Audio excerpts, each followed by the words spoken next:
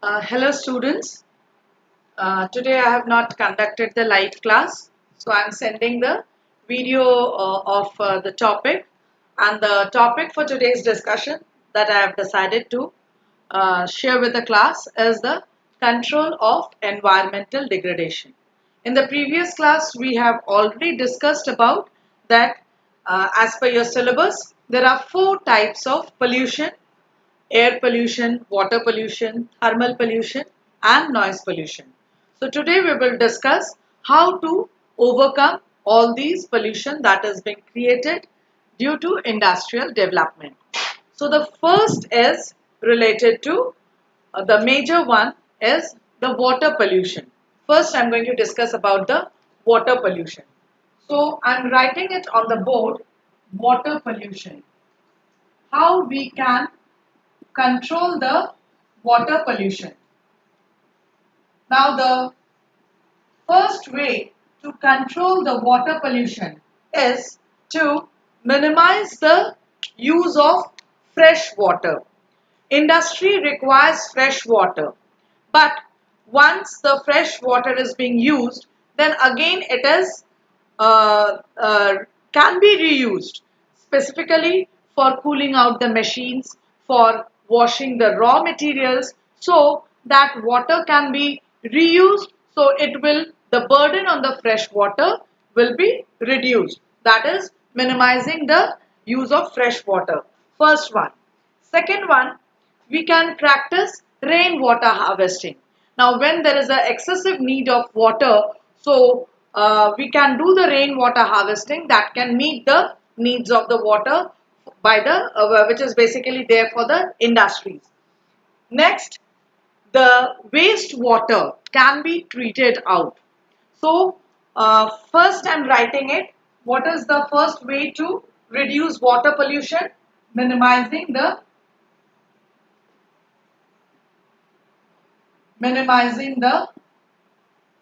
use of fresh water by recycling it, by recycling or reusing it. That is the first way to reduce the water pollution. Second way is rainwater harvesting. The second way to reduce the pollution, water pollution, is doing the process of or following the process of rainwater harvesting. So when we are proceeding with the rainwater harvesting techniques, the burden on the fresh water will be reduced. And the third one is proper treatment, proper treatment of waste water or contaminated water. Okay, proper treatment of waste water or contaminated, or what we can write, polluted water. Proper treatment of polluted water. Okay, now these are the three ways we can control the water pollution. Now I'm going to discuss about that how we can treat out the polluted water. Next, I'm going to proceed with the treatment of the polluted water. The polluted water can be treated out by the means there are three stages of treatment. There are three stages of treatment. Number one is the primary stage, number two secondary stage, and number three is the tertiary stage. Primary treatment. Primary treatment. Now the primary treatment is when the wastes are been thrown out in the, or the industrial waste which get mixed up in the water. What is the resultant? The particles which are larger in size, the waste which are larger in size, it can be screened out by the process of screening, by the process of grinding, by the process of that is flocculation or sedimentation, means settling down. Flocculation means absorbing the that is the suspended particles by using some chemicals. Okay, by using some chemicals we can just absorb. It will make a wool-like structure. That is actually termed as flocculation. So what does primary treatment includes? Primary treatment includes screening of the larger blocks, then grinding the blocks which are very much larger. It can be removed easily by straining it out.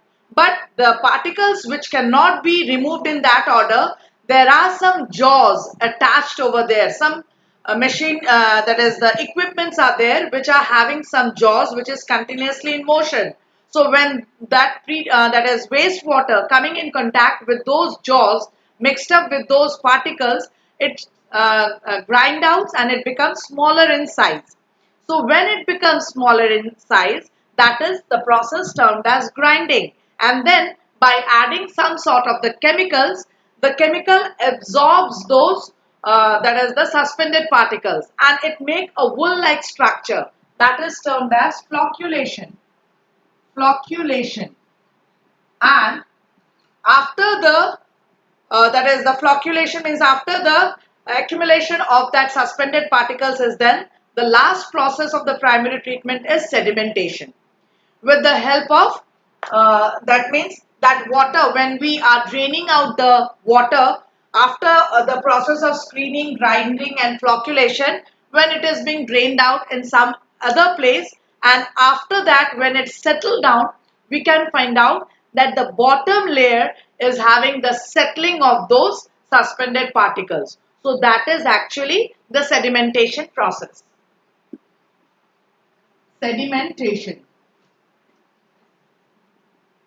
So these are the four ways of the primary treatment. Okay. So first is simple, it's screened out. Second, the one which cannot be screened, it's with the help of the attachment of the jaw like that is the equipments, it grinds out, and when it becomes a smaller in size, with the addition of the chemicals, it becomes a wool-like structure. That means that is the suspended particles becomes coagulated, which is termed as flocculation. And then after that the water is drained out in somewhere else, and then it allows to settle it down. When it allows to settle it down, the lower part, it gets the suspended particles which has not yet been drained out or which has not yet been treated out properly, it's settled down at the bottom. That is the process is sedimentation. After that, after this, the second is secondary treatment. Secondary treatment. Okay. Next is secondary treatment. Now the secondary treatment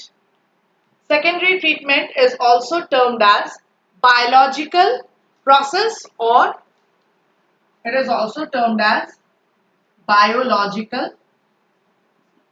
process of treatment. It is also termed as biological process of treatment. Now this biological process of treatment, how it has been done? The water that is settled out over there, keeping that sedimented part, the above water is poured out into a pond-like structure, okay, which is termed as oxidation pond. It is termed as oxidation pond, or it is also termed as stabilization pond. It is also termed as stabilization pond, oxidation pond or stabilization pond. So the water, after the settling of the sediments at the bottom, that water is poured out in a structure, embankment. It's a cemented structure. It's poured out over there. And after the water is being poured out in that part, with the interaction of sunlight, bacteria and the algae comes in formation, the algae forms. So with the interaction of sunlight, bacteria and algae, the water gets treated out.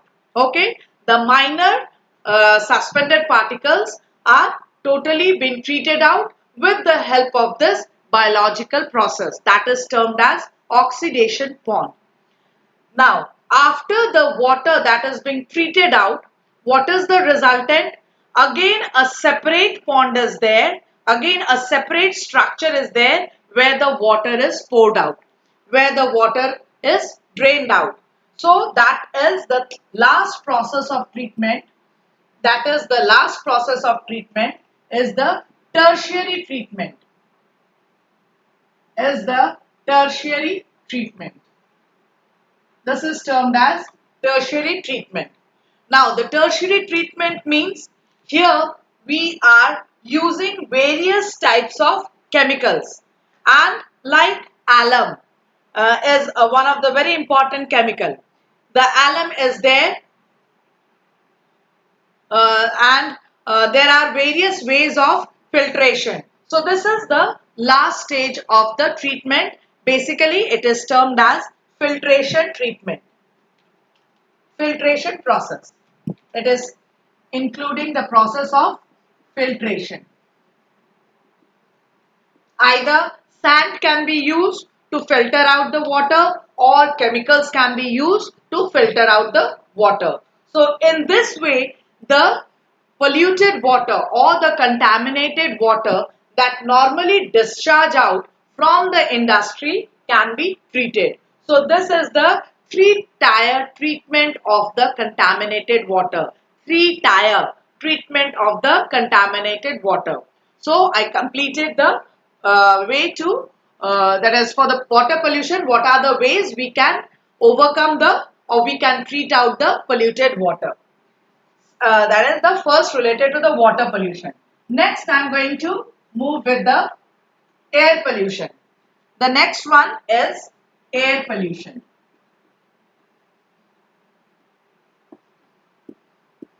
And this is the steps that I discussed for the water pollution. It is related to the water pollution.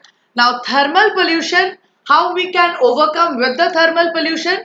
When the water is very much hot or warm, it will not be drained out in any of the fresh water unless and until the temperature cool down and it becomes normal, then only it will be drained out. So that can reduce the thermal pollution. And then after the draining of that, that is cooling out of that warm water of the industrial that is the part that is being drained out from the industries, that is the water, that can be again treated out in this three-tier system. So that is the way the thermal pollution and the water pollution can get the remedies or that can be treated out.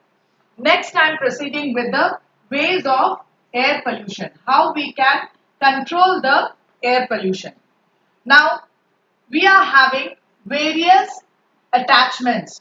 We are having various attachments. Those are termed as air control pollution devices.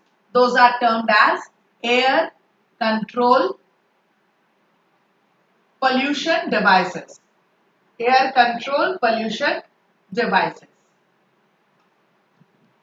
Now, how we can control the air pollution? Number one device, and all these devices should be attached where there is a part of exhaustion, where the dust particles or the noxious gases or the poisonous gases are exhausting out. So all these attachments should be fitted out near the place or near the chimneys where the exhausting point is there.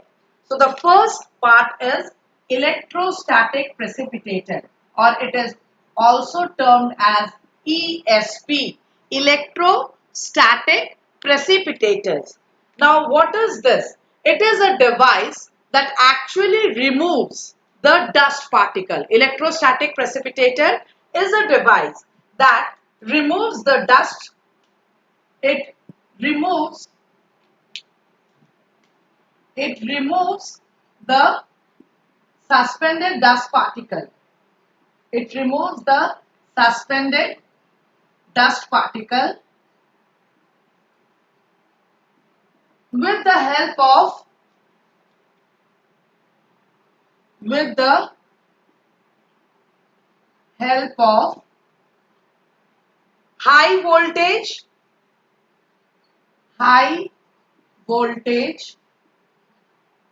electrostatic charges. High voltage electrostatic charges. Okay, electrostatic charges. Now, it is a device that actually removes the suspended dust particles from the gas that is emitted out by using the high voltage electrostatic charges. Now, what is this electrostatic charges? These are actually the two charges. Number one is that is the attractive charges and the repulsive charges. Now, attractive charges means the two like charges, they repel each other, and the two opposite charges, they attract each other. Unlike charges, they attract each other. So by applying this electrostatic means the two like charges, they continuously repel each other, and if there is a two unlike charges, they attract each other. So by these are actually termed as electrostatic charges. So by applying this type of electrostatic charges, the dust particles are, or the that is the pollutants are removed from the gases. This is the way the electrostatic precipitators work. ESP, electrostatic precipitator. Next is scrubbers. The second one is scrubber. The second, that is the second device is termed as scrubber. It is termed as scrubber. Now this is actually also termed as wet scrubber. It is also termed as wet scrubber. Wet, why it is termed as wet scrubber? Because it water, or specifically I'll mention liquid. The liquid is being used to remove the dust particle. The liquid absorbs the dust particles, or the liquid comes in contact with the gases, and the dust particle get moistened, and then it is being removed. It is also that is termed as a wet scrubber, because the liquid that is working over here, it is the water. So it is also a device that get mixed up with the gases continuously. It sprays out. It's like that of it. It just spray out from where the gas is emitting out. And when there is a spray that is coming out, what is the resultant? The dust particle comes in contact with that spray, and it becomes heavier, so it cannot move out along with the gases. So in this way, the dust particle gets removed from the gases, or the pollutants get removed from the gases. That is the second way. Third one. Third one is the fabric filter. The third one is the fabric filter. Okay. Now I've not written anything for the scrubbers, and first of all I'm writing it about the scrubber. They use liquid, specifically water, to remove particulate matter,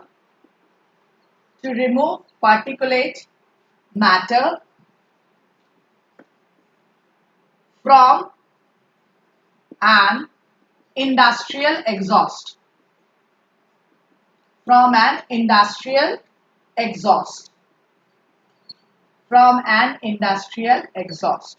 Okay, that is for the scrubber. Next, third one, what I said is the fabric filters. Fabric filters. The third one is fabric filters. Now, fabric filters, I'll give the best example of the fabric filter is the vacuum cleaner. It is just like a vacuum cleaner. Now, when we just use the vacuum cleaner, the dust gets absorbed and it gets collected in a bag. Okay. So, similarly, the fabric filters are there should be attached. It is also a device which is also termed as, bag house for the dust particles. It is termed as bag house. It is also termed as bag house.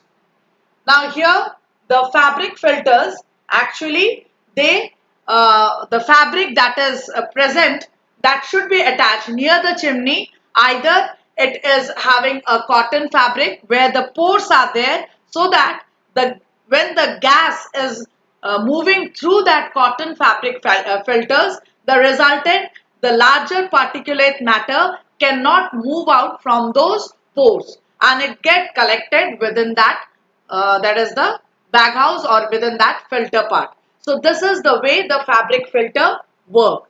So what is actually fabric filter? It is a device or a bag house that filters the particulate matter, particulate matter with the help of fabric, with the help of fabric from the contaminated,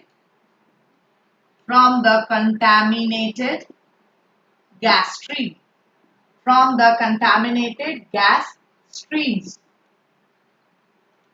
Okay, from the contaminated gas streams.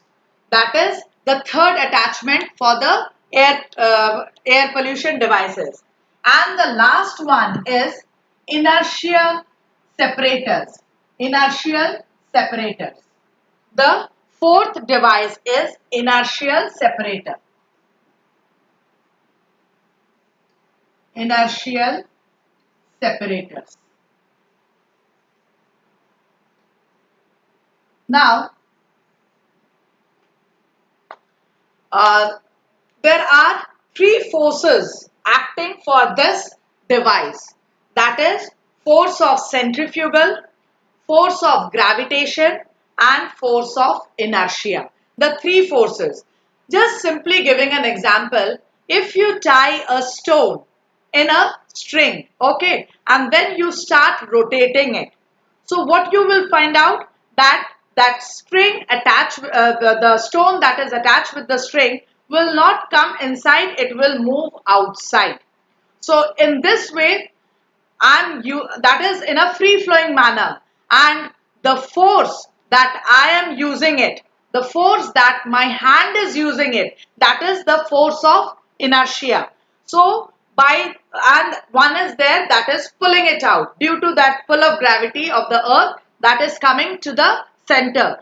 So the with the combination of these three forces, one is force of inertia, another one is force of gravity, and the third one is centrifugal force. When these three combined forces are there, they just remove the dust particles from, or the particulate matters or the pollutants from the contaminated gas or the smoke, and then it makes the, that is the part, it collects the removes the contaminated part, and then it allows the, that is the gas to emit out from the exhausted chimneys, okay, from the point of exhaust, that is the exhaustion.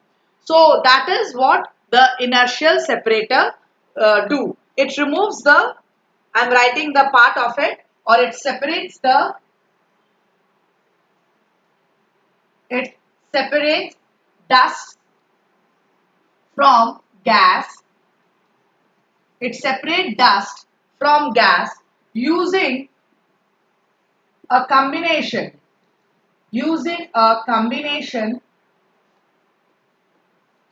of forces. What I said, centrifugal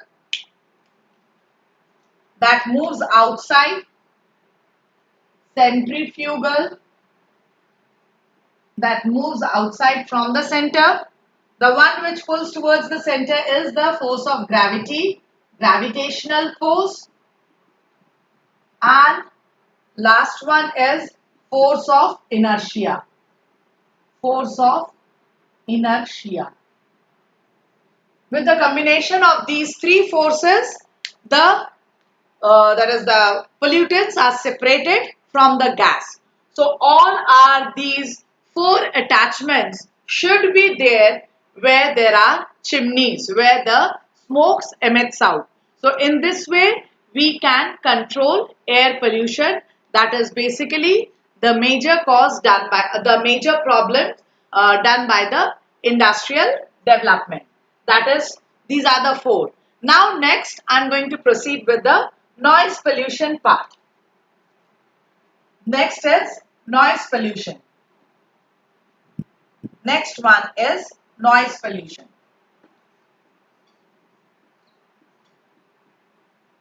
Now, what are the ways that we can control the noise pollution? Number one,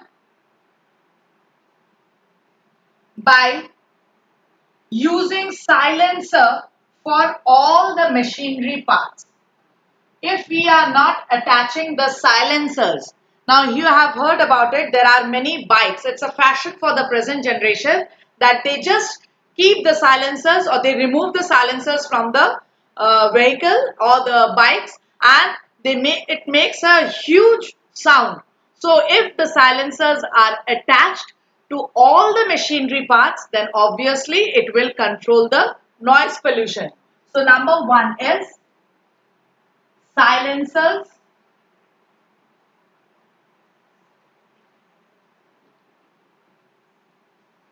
Silencers for all machines means a compulsory attachment. Silencers for all machines is compulsory. Unless and until it is compulsory, we cannot control the noise. Okay, number one. Number two,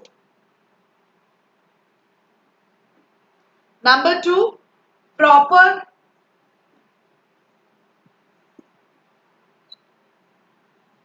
maintenance.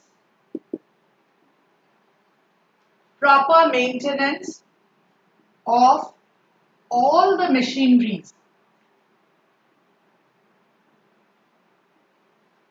Now, just giving a simple example, if the machines are not properly having that lubricating manner, it's a free flowing manner. So obviously it will start making noise.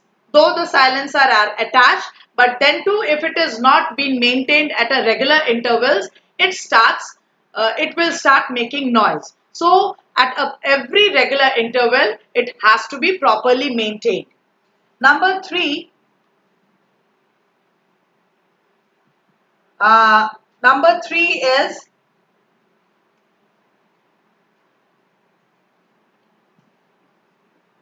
that is prohibiting or laws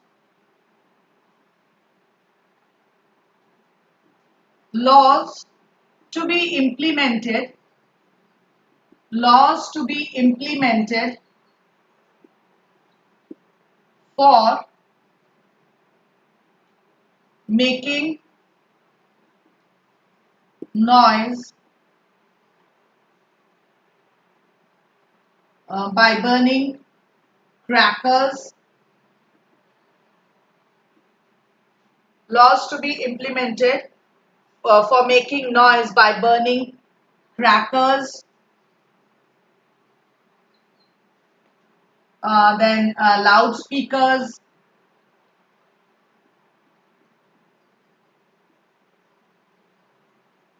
laws to be implemented so that they are making those who are making noise by burning crackers, loudspeakers, uh,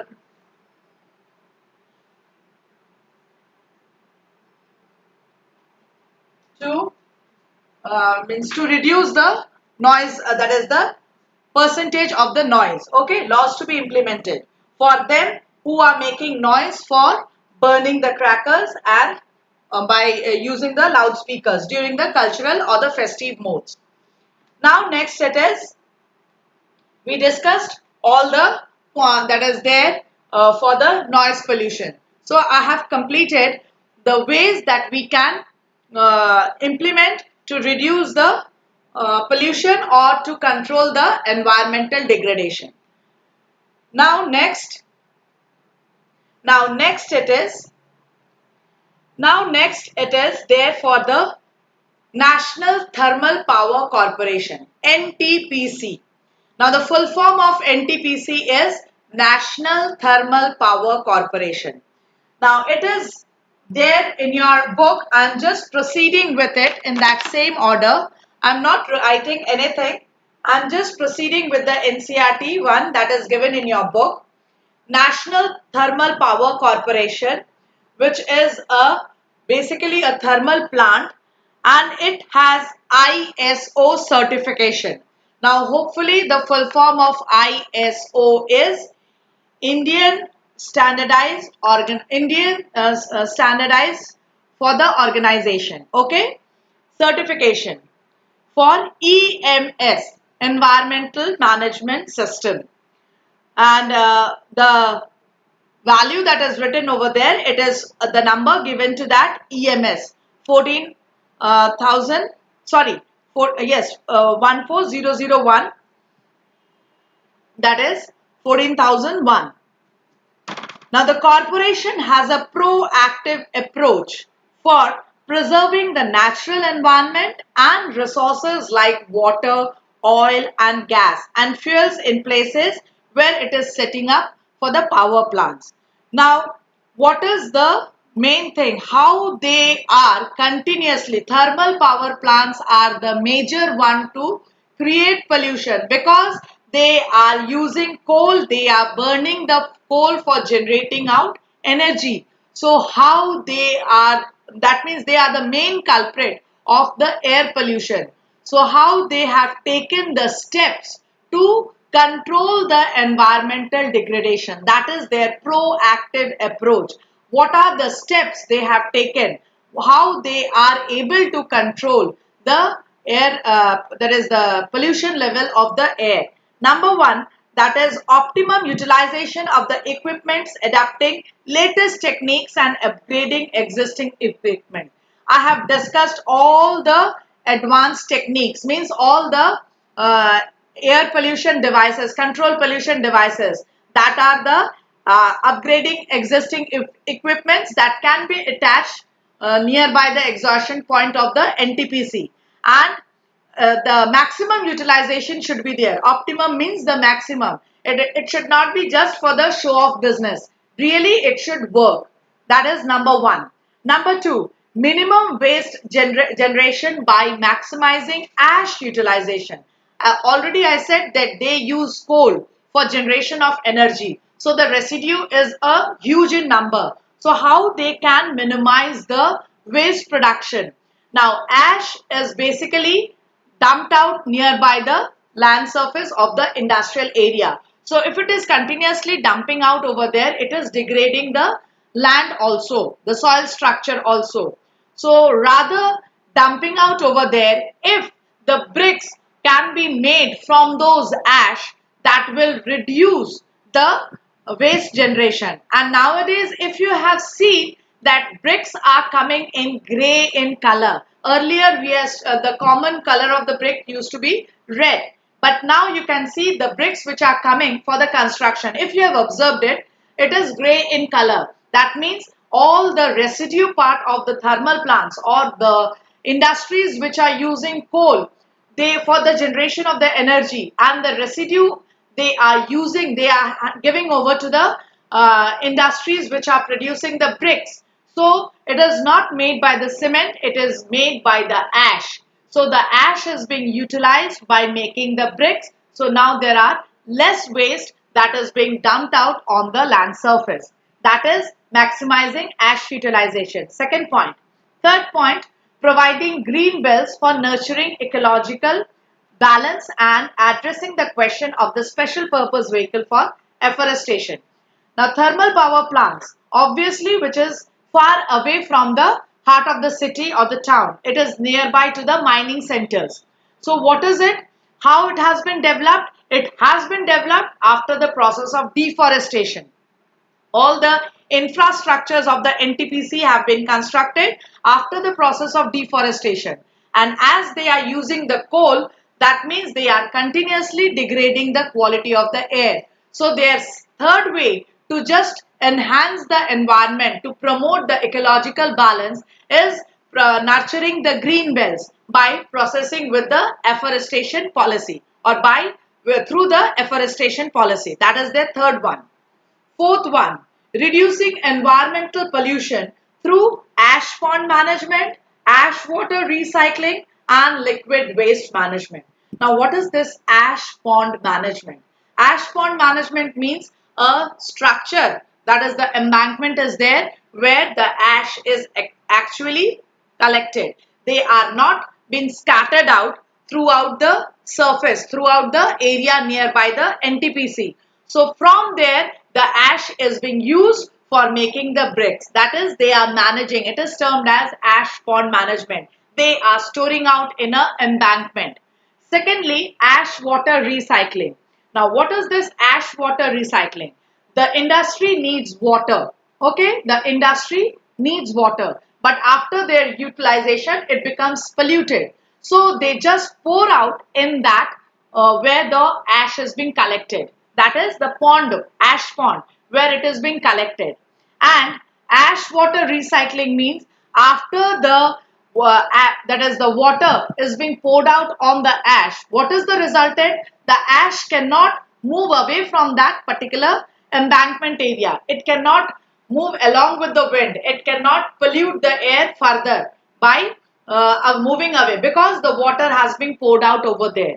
And after the water, that polluted water, it's poured out on that within that embankment area, that is the ash pond area, the resultant, the ash gets submerged, or it gets sedimented at the bottom, and the water is comparatively that ash absorbs the particulate matters of that suspended particles of that polluted water, and it gets settled down below that pond area, and the above part water is comparatively clear, or comparatively purified. I'm not using the word entirely purified. It is partially purified, or it is partially away from, or that is devoid of those contaminants or the pollutants.